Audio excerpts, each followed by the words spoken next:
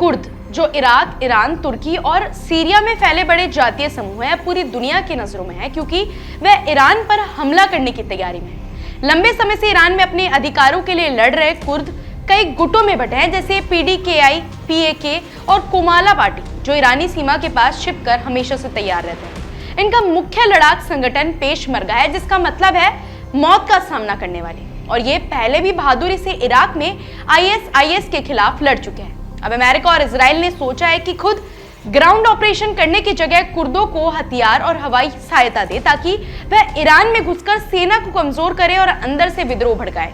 इसे तीन तरफा हमला कहा जा रहा है। एक तरफ इजराइल हवाई हमले कर रहा है, दूसरी तरफ अमेरिका हवाई मदद और हथियार दे रहा है, और तीसरी तरफ कुर्द जमीन से हमला करेंगे।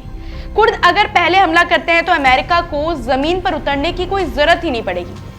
हाल ही में कुर्दिस्तान पर ड्रोन हमले और एयरबिल में सुरक्षा उपायों ने दिखा दिया है कि कुर्द एक्टिव हो रहे हैं और ईरान की चिंता बढ़ रही है। अमेरिका ने साफ कहा है कि वह अपने सैनिक जमीन पर नहीं भेजना चाहता, लेकिन 50,000 से ज्यादा सैनिक हवाई सपोर्ट के लिए तैनात किए गए हैं, जिसमें एयर 1 डिवीजन के हजारों जवान शामिल हैं। कुर्द पहले ही बॉर्डर पार करके छोटे हमले शुरू कर सकते हैं, और अगर अमेरिका को हवाई कवर मिला तो बड़ा हमला भी कर सकते हैं। वहीं ईरान भी पीछे नहीं है, उसने मिसाइल और ड्रोन हमले किए हैं और अपनी सेना को मजबूत करने की कोशिश भी की है। एक्सपर्ट्स चेतावनी दे रहे हैं कि अगर कुर्द और अमेरिकी इजरायली सहयोग से हमला हुआ तो ईरान में अंदरूनी लड़ाई और विद्रोह तेज हो सकता है, जिससे गृह युद्ध जैसी स्थिति भी बन सकती है।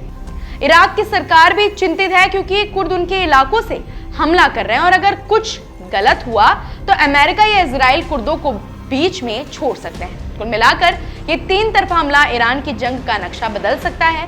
कुर्द जमीन से, अमेरिका और इजराइल हवाई मदद से, और ईरान को चारों तरफ से घेर सकते हैं। अमेरिका चाहता है कि उसकी ग्राउंड टुकड़ियां सीधे लड़ाई में ना पड़े, लेकिन कुर्दों के जरिए वो अपने लक्ष्य हासिल करना सकते हैं।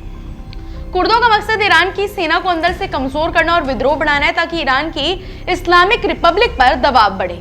वहीं ईरान लगातार जवाबी कार्रवाई कर रहा है, मिसाइल और ड्रोन हमले कर रहा है और अपनी सेना की स्थिति मजबूत करने की कोशिश कर रहा है। इस बीच कुर्द पहले ही बॉर्डर के पास तैयार है और अमेरिका और इजराइल के सपोर्ट का इंतजार कर रहे हैं। अगर कुर्द ने हमला किया और अमेरिका इजराइल ने हवाई कवर दिया तो ये पूरी जंग का रुख बदल सकता है। कुल मिलाकर स्थिति बहुत नाजुक है। सबकी निगाहें इस पर है कि कुर्द कब हमला करेंगे और क्या अमेरिका को जमीन पर उतरने की जरूरत पड़ेगी भी या नहीं। फिलहाल ऐसी अपडेट्स के लिए जुड़े रहिए हमारे चैनल द इंडिया मूव्स के साथ।